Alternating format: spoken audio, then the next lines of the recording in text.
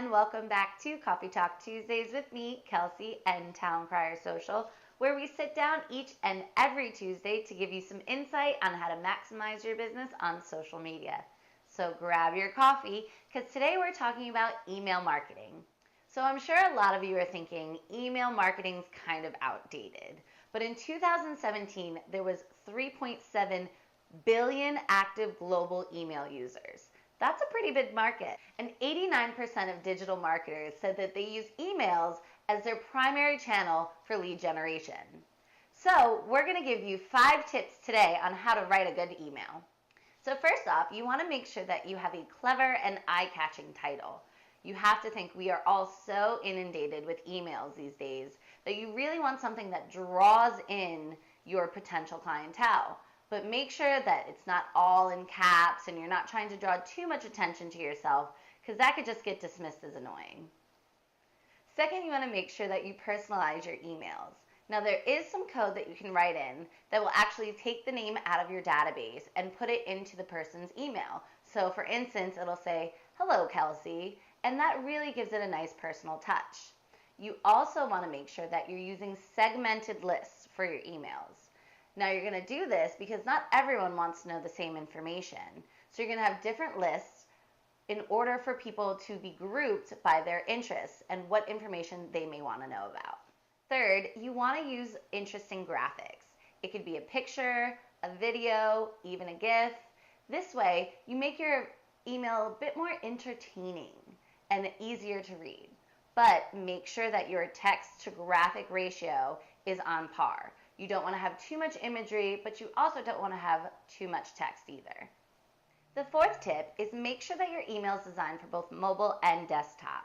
You never really know where someone's going to read your email. It could be on the train on their commute into the city, when they're sitting at their desk on their desktop, or maybe on their couch at home. So you want to make sure that when your target audience actually does read your email, hopefully they do, that they're doing it on their own time and in the way that they want to take in that information. And finally, our fifth tip is to have a call to action. Whether it's learn more, contact us, book now, you want to continue to lead your target audience down the marketing funnel now that you've gotten their attention. But it's very important that you have the proper landing pages for every call to action. So as you're guiding them down the funnel, they can easily navigate through. We recommend you use a dashboard because, as everyone knows, we love analytics, and these dashboards will give you analytics. A couple free options are MailChimp and Constant Contact, and you can actually upgrade and pay for a few more features. In addition to that, the best day to send out an email is Tuesdays. And if you're going to send out a second email, send it out on Thursday. Both days, you should send it out either at 10 a.m. or somewhere between 8 p.m. and midnight. But be aware, if you are sending out more than one email a week, 78% of consumers unsubscribe to emails because they get too many of them. So if you're sending out a secondary email, make sure that it's information that your target audience is actively seeking out. Some other emails that do great are cart abandonment emails. I'm sure you guys have been shopping online, be it Staples or a clothing store, and you put something into a cart and then exited out. Later on, you might have gotten an email that said, "Hey, just remember your cart is still waiting." Those work really, really well with e-commerce.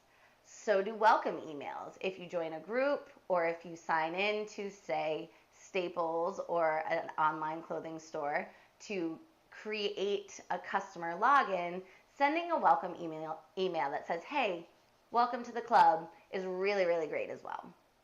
And finally, I really want to circle back to that segmented email and put a big emphasis on how important it is. Don't just send out a general broad email to everyone on your list. Really make sure that you're taking the time to give people the information that they want from your brand or your product, because they're going to take the time to read that email.